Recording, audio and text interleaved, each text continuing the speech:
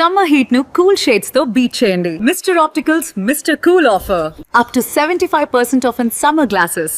మనుషుల్ని మాయ చేయడానికి మాయల పగ్గిరి వేషాలు చాలా ఉంటాయి. ఈ సైబర్ యుగంలో ఏ రూపంలో ఎవరు ఎలా వస్తారో పట్టుకోవడం చాలా కష్టం. ఇప్పుడు వాట్సాప్ని ఒక టూల్గా ఉపయోగించుకొని కొత్త తరహా ఫిషింగ్ని మొదలుపెట్టారు. తస్మాత్ జాగ్రత్త అంటూ ఏకంగా హైదరాబాద్ పోలీస్ బాసే హెచ్చరికలు జారీ చేశారు. ఆయన ఒక వీడియో చేసి ఎక్స్లో ట్వీట్ కూడా చేశారు. ఈ కొత్త తరహా క్రైమ్ ఏంటి, ఏ విధంగా జనాన్ని ట్రాప్ చేస్తున్నారు, ముఖ్యంగా కార్పొరేట్ కంపెనీలకు తస్మాత్ జాగ్రత్త అనే వార్నింగ్ ఇస్తున్నారు, కారణం ఏంటి విశ్లేషించే ప్రయత్నం చేద్దాం. మనతో పాటు సైబర్ సెక్యూరిటీ ఎక్స్పర్ట్ విశ్వనాథ్ గారు ఉన్నారు. విశ్వనాథ్ గారు నమస్కారం. నమస్కారం. ముందు కమిషనర్ గారు రిలీజ్ చేసిన వీడియో చూస్తే ఇంకొంచెం భయం ఎక్కువయ్యేలా ఉంది. అంటే ఎవరు ఎలా వస్తారనేది ఊహించడం కూడా చాలా కష్టంగా అనిపిస్తుంది. ఏంటి అసలు ఈ కొత్తగా వాట్సాప్ ద్వారా వచ్చే ఫ్రాడ్, వాట్సాప్ ఇంపర్సానిఫికేషన్ అని చెప్పని మొదలుపెట్టి జనాల్ని ట్రాప్ చేస్తున్నారు అని చెప్పని అంటున్నారు. ఈ మధ్య కాలంలోనే నా వాట్సాప్ అలానే హ్యాక్ అయ్యి నేను కొద్దిగా ఇబ్బంది పడ్డా అనమాట. ఆల్మోస్ట్ ఒక నెల రోజులు సఫర్ అయ్యా. డేటా కానీ, కనెక్షన్స్ కానీ, కమ్యూనికేషన్స్ కానీ అన్నీ పోయినాయి. సో ఈ కొత్తగా కార్పొరేట్ కంపెనీలకు వార్నింగ్ ఇచ్చేటువంటి ఫ్రాడ్ ఏంటిది? దీని పేరు వచ్చేసండి వాట్సాప్ ఇంపర్సనేషన్ ఫ్రాడ్ అని స్టార్ట్ అయింది కొత్తగా. ఇది ఏంటంటే లైక్ ఇట్స్ ఫిషింగ్ అటాక్స్ ని యూజ్ చేసుకొని ఈ పర్టికులర్ వాట్సాప్ ని హ్యాక్ చేసే ఛాన్సెస్ ఎక్కువ ఉన్నాయి అనమాట. సో ఇది ప్రాసెస్ ఎలా ఉంటుంది అంటే, ఒక హ్యాకర్ ఏం చేస్తాడంటే ఒక ఈమెయిల్ పంపిస్తాడు. ఆ పర్టికులర్ కంపెనీ ఒక హెడ్, సిఇఓ కావచ్చు, సిఎఫ్ఓ కావచ్చు, సిఐఎస్ఓ అని ఇట్లా డిఫరెంట్ పీపుల్ ఉంటారు, కంపెనీ హెడ్స్. వాళ్ళకి ఒక ఈమెయిల్ పంపిస్తారు. మెయిల్ పంపించినప్పుడు వాళ్ళు ఏమైనా క్లిక్ చేశారనుకోండి, పర్టికులర్ గా ఏదైనా లింక్ మీద క్లిక్ చేసినా ఇంకేదైనా క్లిక్ చేస్తే వాళ్ళ సిస్టమ్ లోకి ఒక మాల్వేర్ ఇంజెక్ట్ అవుతుంది మనకి. ఈ మాల్వేర్ ఇంజెక్ట్ అయింది అంటే వాళ్ళ సిస్టమ్ అంతా కూడా హ్యాకర్ కంట్రోల్ లోకి వెళ్ళిపోతుంది నార్మల్ గా. సో చాలా మంది చేసే మిస్టేక్ ఏంటి అంటే, ఇక్కడ మనం వాట్సాప్ వెబ్ ఉంటుంది. నార్మల్ గా వాట్సాప్ మనం ల్యాప్టాప్స్ లో కానీ లేదంటే డెస్క్టాప్స్ లో కానీ వాడుతూ ఉంటాం చాలా మట్టికి. సో ఆ వాట్సాప్ అలాగే ఉండిపోతుంది. అంటే మనం షట్ డౌన్ చేయం, అంటే పని అయిపోయిన తర్వాత లాగౌట్ చేయడం కానీ అలా చెయ్యం చాలా మట్టికి. సో అది చేయకపోవడం వల్ల ఏమవుతుంది అంటే, తన వాట్సాప్ ఎవరిదైతే ఒక అకౌంట్ వాట్సాప్ ఏదైతే ఉంటుందో దాంట్లో నుంచి ఈ అకౌంటెంట్స్ కి మెయిల్ పెట్టడం కానీ లేదంటే వాళ్ళ ఎంప్లాయీస్ కి మెయిల్ పెట్టడం కానీ జరుగుతుంది. సో జరిగినప్పుడు సర్వర్ దగ్గర నుంచి మెయిల్ వచ్చింది కదా, లైక్ మేనేజర్ అవ్వచ్చు, సిఇఓ అవ్వచ్చు, అక్కడి నుంచి మెయిల్ వచ్చినప్పుడు నార్మల్ రెస్పాండ్ అవుతారు యూజర్స్, అకౌంటెంట్ కానీ లేదంటే హెచ్ఆర్ డిపార్ట్మెంట్స్ కానీ రెస్పాండ్ అవుతారు. సో అలా డబ్బులు కొట్టేయడానికి ఛాన్సెస్ ఎక్కువ ఉన్నాయి. అంటే నేను ఒక మీటింగ్ లో ఉన్నాను, అర్జెంట్ గా అమౌంట్ అవసరం ఉంది, సో కాల్స్ లిఫ్ట్ చేయలేని సిచ్యువేషన్ లో ఉన్నాను, సో ఈ రెగ్యులర్ అకౌంట్ కి కాకుండా నార్మల్ అకౌంట్ వేరే ఇంకో అకౌంట్ ఇస్తున్నా, దానికి పంపించండి, అది క్లయింట్ అకౌంట్ అని చెప్పి అలాంటి టైప్ ఆఫ్ ఒక సోషల్ ఇంజనీరింగ్ అంటే మ్యానిపులేట్ చేస్తున్నారు అనమాట. సో ఇది కూడా చాలా మంది ఎంప్లాయీస్ కూడా నమ్ముతున్నారు. ఎందుకంటే మన సర్ దగ్గర నుంచి మెయిల్ వచ్చింది కదా, లేదంటే ఎస్ఎంఎస్ వచ్చింది కదా అని చెప్పి ఈవెన్ సెకండ్ వెరిఫికేషన్ చేసుకోకుండా అమౌంట్ పంపించేస్తున్నారు. పంపించిన తర్వాత తెలుస్తుంది ఏంటి అంటే, లైక్ ఆ అకౌంట్ అనేది మనది కాదు, వేరే హ్యాకర్స్ కి సంబంధించిన అకౌంట్ అని చెప్పేసి. ఇది జరుగుతున్న ఫ్రాడ్ యాక్చువల్ గా ఇప్పుడు ఉన్నది. అంటే ఒకటి ఇప్పటి వరకు మొబైల్ కి మెసేజెస్ పంపించడము, రకరకాల కాల్స్ చేసి డిజిటల్ అరెస్ట్లు అని చెప్పని బెదిరించడం ఇట్లాంటివి జరిగినాయి. ఇప్పుడు అంటే ఆ దశలన్నీ దాటిపోయినాయా? ఏకంగా వెబ్ వాట్సాప్ ని హ్యాక్ చేయాలనేటువంటి కొత్త సిస్టమ్ ని తీసుకురావడానికి కారణం ఏంటి? ఇప్పుడు అంతకుముందు మనం మాట్లాడుకున్న ఏంటి అంటే, లైక్ పర్టికులర్ గా మొబైల్ లో లింక్స్ క్లిక్ చేయకూడదు, లేదంటే ఎవరైనా కాల్ చేసినా మనం ఓటీపీస్ చెప్పకూడదు అని అందరికి తెలిసిపోయింది ఇప్పుడు ప్రెసెంట్. సో ఇప్పుడు ప్రెసెంట్ గా హ్యాకర్స్ ఉన్నది ఏంటి అంటే, ల్యాప్టాప్ కానీ డెస్క్టాప్ కానీ దాన్ని యాక్సెస్ చేయగలిగితే మొత్తం యాక్సెస్ చేసినట్టే, ఇంకా మన కంటెంట్ అంతా అందులోనే ఉంటుంది కాబట్టి.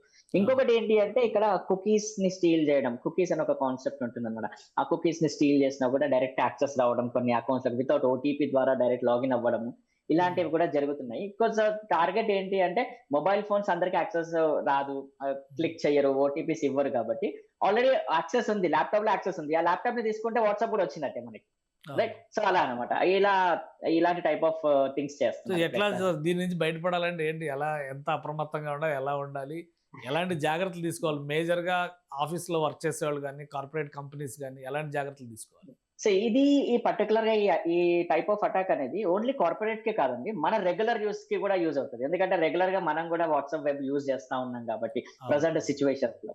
సో ఈ కార్పొరేట్ కంపెనీస్ గురించి మాట్లాడుకుంటే, లైక్ సెక్యూరిటీ అనేది ఫైర్ వాల్స్ పెట్టుకోవడము, కరెక్ట్ గా కాన్ఫిగర్ చేయడము, సో రెగ్యులర్ గా టెస్టింగ్ చేసుకోవడము, ఇలాంటివి చేస్తూ ఉండాలి. సెక్యూరిటీ పాయింట్ ఆఫ్ వ్యూ లో వాళ్ళు సెక్యూర్ చేసుకోవాలి. ఎందుకంటే ఇలాంటి ఈమెయిల్స్ వచ్చాయి అంటే సెక్యూరిటీ లేకపోతేనే ఈమెయిల్ రీచ్ అవుతుంది మనకి, ఈమెయిల్ రావడం అనేది పర్టికులర్. లేదంటే ఏదైనా వైరస్ ఇన్స్టాల్ అయింది ఒక ల్యాప్టాప్ లో అంటే సరిగా యాంటీవైరసెస్ కానీ లేదంటే ఇంకా సెక్యూరిటీ సొల్యూషన్స్ కానీ సరిగా పనిచేయకపోతేనే వైరస్ అనేది డిప్లాయ్ అవుతుంది. సో ఈ సెక్యూరిటీ సొల్యూషన్స్ కరెక్ట్ గా చూసుకుంటే వెల్ అండ్ గుడ్. సో అక్కడ వరకు టెక్నికల్ గా అది ఆపుతుంది. కానీ టెక్నికల్ గా ఆపినా కూడా ఇంకొకటి ఏంటి అంటే మన ఎంప్లాయీస్ కి కూడా అవేర్నెస్ అనేది ఉండాలి.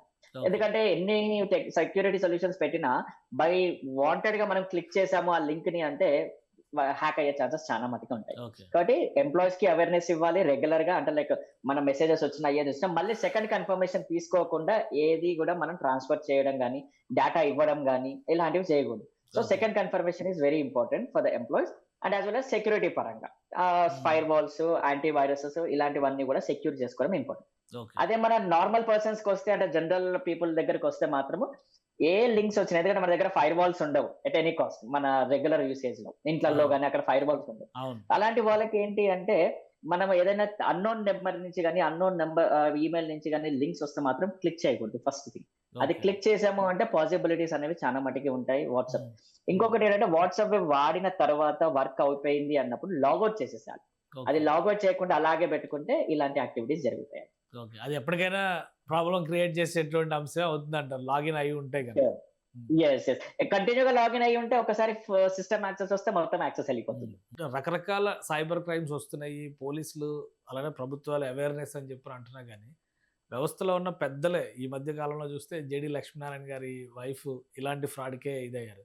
ఈ మధ్య హైదరాబాద్లోనే ఒక పెద్ద కార్పొరేట్ కంపెనీ ఏకంగా CEO పేరు చెప్పి 1.5 కోటి ట్రాన్స్ఫర్ చేశారు. ఏంటి Yes, వీటికి yes. పరిష్కారం ఏంటి? ఎందుకు రెగ్యులేట్ చేయలేకపోతున్నాం మనం? కొత్త కొత్త ఇక్కడ ఒకటి రిస్ట్రిక్ట్ చేస్తే ఇంకోటి వస్తుంది, ఇక్కడ ఒకటి Yes. మారిస్తే ఇంకొక కొత్త ప్రయోగం చేస్తున్నారు వాళ్ళు.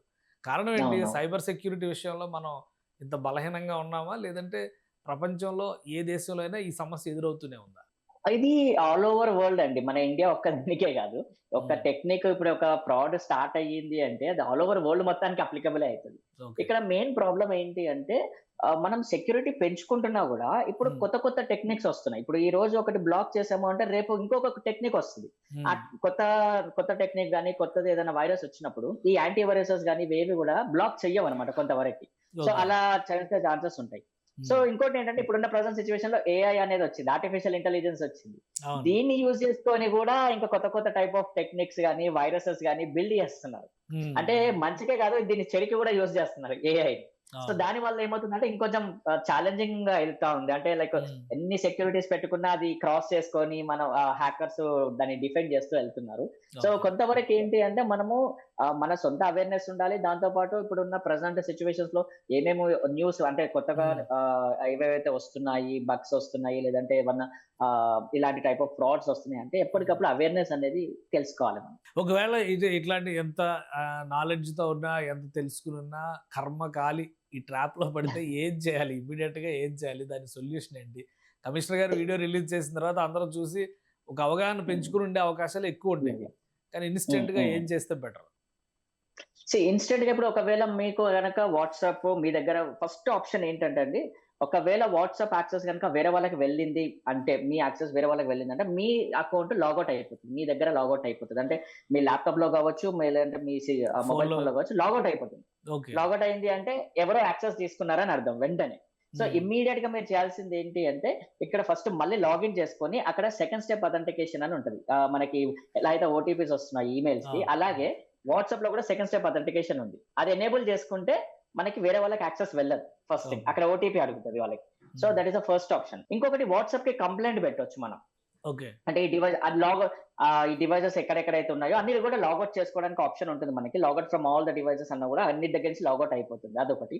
ఇంకోటి వాట్సాప్ కి కంప్లైంట్ పెట్టొచ్చు, ఈ పర్టికులర్ నంబర్ ఇంకెక్కడైనా యాక్సెస్ లో ఉంటే లాగౌట్ చేయమని చెప్పి కూడా మనం కంప్లైంట్ రైజ్ చేయొచ్చు. ఓకే. ఓకే. సో దానివల్ల కొంతవరకు నివారించడానికి స్కోప్ ఉంటుంది. కానీ ఇప్పుడు ఫస్ట్ ఆప్షన్ ఏంటి అంటే ఫస్ట్ లాగౌట్ చేసేసుకోవాలి, అవసరం లేకపోతే WhatsApp second step authentication enable చేసుకోవాలి. మీకు తెలియని డివైసెస్ ఎక్కడైనా లింక్డ్ డివైసెస్ అని కనిపెడతాయి, సెట్టింగ్స్ కి వెళ్తే లింక్డ్ డివైసెస్ అని ఉంటాయి. అక్కడ కూడా ఏమైనా అవసరం లేని మనకి తెలియనివి ఏవైనా ఉంటే అవి కూడా లాగౌట్ చేసేసుకుంటే కొంచెం వరకు సేవ్ చేసుకోవచ్చు. రైట్. థ్యాంక్ యూ విశ్వనాథ్ గారు విశ్లేషణ అందించినందుకు. ఇది కొత్తగా వచ్చినటువంటి వాట్సాప్ ఒకటి ఇంపర్సనేషన్ ఫ్రాడ్. ఈ ఫ్రాడ్ వచ్చిన కాడి నుంచి ఏంటంటే మీ ఆఫీస్లో ఇళ్లల్లో పెట్టినటువంటి ల్యాప్టాప్లు కానీ కంప్యూటర్లు కానీ వీటిని హ్యాక్ చేయడమే టార్గెట్గా పనిచేస్తున్నారు సైబర్ క్రైమ్ దుండగులు. కాబట్టి అందరూ కూడా అప్రమత్తంగా ఉండాల్సిన అవసరం ఉందని చెప్పని కమిషనర్ సజ్జనార్ గారే వీడియో రిలీజ్ చేశారు. ఇప్పుడు విశ్వనాథ్ గారు చేసినటువంటి సూచనల మేరకు ఒకవేళ అలాంటి సంకేతాలు ఏమైనా ఉంటే కనుక ఇమ్మీడియట్గా డివైస్ని అన్ని సిస్టమ్స్లో నుంచి అన్ని అకౌంట్ని అన్నిటి నుంచి కూడా లాగౌట్ చేస్తే సమస్యను కొంతవరకు నివారించుకునే అవకాశం ఉంటుందని చెప్పని హెచ్చరిస్తున్నారు. సో వాట్సాప్ వాడడం అంటే కేవలం మెసేజ్లు, చాటింగ్లు మాత్రమే కాదు, మన ఇన్ఫర్మేషన్ మొత్తం అవతల విండో నుంచి మరొక వ్యక్తి దొంగిలించడానికి ఆస్కారం ఉన్నటువంటి అంశాన్ని గమనించాలి. Be alert.